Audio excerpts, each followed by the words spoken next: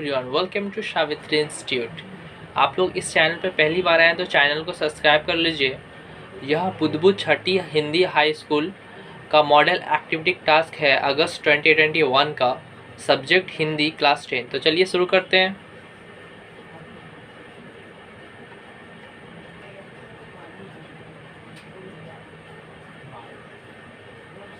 पहला क्वेश्चन है, सही विकल्प लिखिए।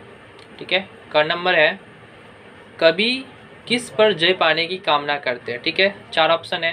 पहला ऑप्शन है शत्रु पर, दूसरा ऑप्शन है दुख पर, तीसरा ऑप्शन है स्वयं पर, चौथा ऑप्शन है सुख पर। तो इसका सही आंसर होगा दुख पर। ठीक है, दूसरा नंबर। आगे,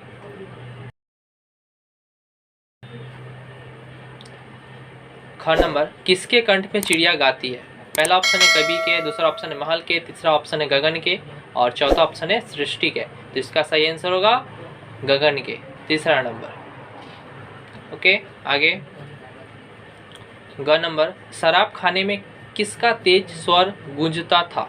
ठीक है, तो पहला ऑप्शन है शराबियों का, दूसरा ऑप्शन है पियानो का, तीसरा ऑप्शन है पैरों की थाप का और चौथा ऑप्शन है युगलों का। ठीक है, तो इसका सही आंसर होगा पियानो का, दूसरा नंबर।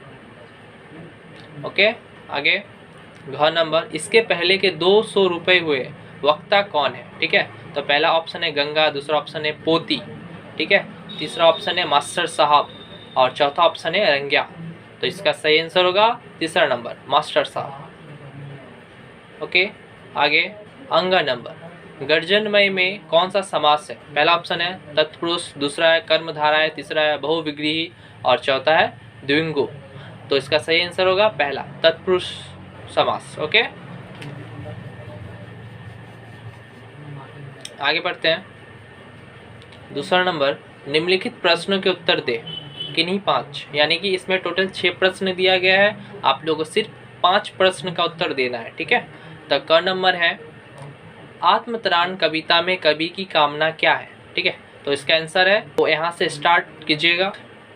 आत्मतराण कविता में कवि ईश्वर से प्रार्थना करते हुए भयमुक्त होकर बाधाओं को दूर करने की शक्ति मांगता है और आत्मबल व पुरुषार्थ की कामना करता है। ठीक है, तो यहाँ तक लिखिएगा। नेक्स्ट क्वेश्चन है, ख नंबर, सृष्टि का नवगान फिर का आशय स्पष्ट करें। ठीक है, तो इसका आंसर लिखिएगा यहाँ से। कवि कहता है कि प्रलय के पश्चात की खामोशी में भी सृष्टि के नव निर्माण का नूतन गान विद्वान। ठीक है, यहाँ तक लिखिएगा। आगे बढ़ते हैं। ग नंबर, जैन की एकमात्र चाहत क्या थी। ठीक है, तो इसका आंसर लिखिएगा यहाँ से। जैन को बचपन से ही संगीत से बेइंतहा मोहब्बत थी, यही मोहब्बत उसका जुनून बन गया था। ठीक है, यहाँ तक लिखिएगा। आगे बढ़ते हैं।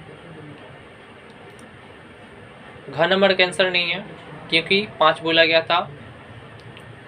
अंग नंबर है, अधिकरण कारक की परिभाषा सोधारण लिखें। ठीक है, तो इसका आंसर लिखिएगा यहाँ से। शब्द के जिस रूप से क्रिया के आधार का बोध होता है उसे अधिकरण कारक कहते हैं। ओके, इसके विभक्ति चिन्ह है में पर। ओके, और उदाहरण है पानी में मछली रहती है। दूसरा उदाहरण है, यहाँ भावना नहीं होगा, भौड़ा होगा। ठीक है, तो यहाँ पे भौड़ा कर लीजिएगा।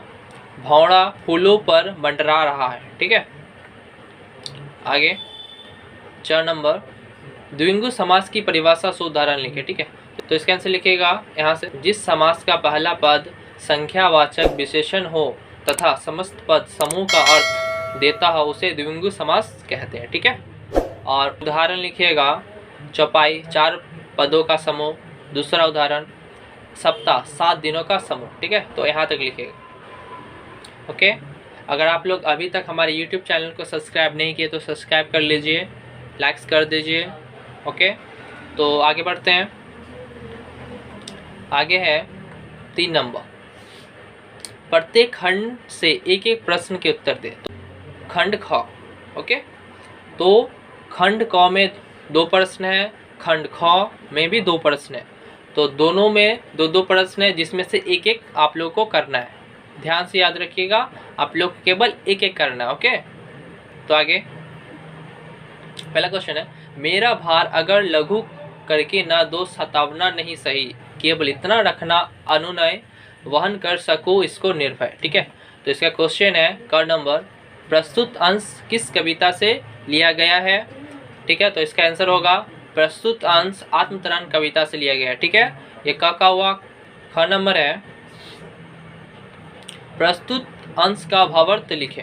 ठीक है, तो इसका आंसर लिखेगा यहाँ से, कवि कहते हैं, हे मेरे प्रभु, यदि मेरे दुख में आप मुझे तसल्ली नहीं देते तो ना दे। मैं मानता हूँ कि इससे मेरे जीवन का दुख भार कम नहीं होगा। मैं उस दुख भार को सहन कर लूँगा, परंतु आपसे विनयपूर्ण प्रार्थना यही है कि आप मुझे इस दुख को सहन करने की शक्ति दे। कहीं मैं दुख की इस घड़ी में भयभीत ना हो जाऊं, इतनी शक्ति अवश्य दे। ओके, तो इसका आंसर लिखेगा यहाँ तक। ओके, आगे बढ़ते हैं। 2 नंबर का नहीं किया गया है क्योंकि खंड में से 2 में से कोई एक ही बोला गया था, इसलिए। ओके, आगे बढ़ते हैं। अब है खंड ख। ओके, तो पहला नंबर नहीं किया गया है। दूसरा नंबर देखते हैं। मैं अपना चमड़ा उतार कर चप्पल बना कर दूंगा।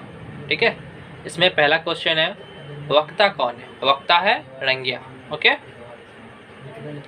ख नंबर क्वेश्चन है, आशय स्पष्ट करें। ठीक है, तो इसका आंसर लिखेगा यहाँ से, प्रस्तुत अंश में रंगिया का अपने बेटे रमन के मास्टर साहब से मिलकर और यह जानकर कि उसका बेटा मन से पढ़ रहा है, मास्टर साहब उसे अपने संरक्षण में रखे हुए हैं, रंगिया का मन मास्टर साहब के प्रति आदर से भर गया। ठीक है,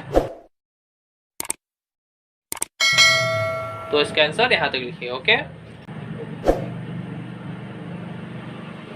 तो आप लोग का ये कंप्लीट हो गया। अगर आप लोग अभी तक हमारे YouTube चैनल को सब्सक्राइब नहीं किए तो सब्सक्राइब कर लीजिए, लाइक्स कर दीजिए, कमेंट करिए। अगर आप लोग इसका PDF फाइल चाहिए तो हमारे WhatsApp टेलीग्राम से जुड़ जाइए, डिस्क्रिप्शन बॉक्स में लिंक दिया हुआ। ठीक है, ओके, धन्यवाद।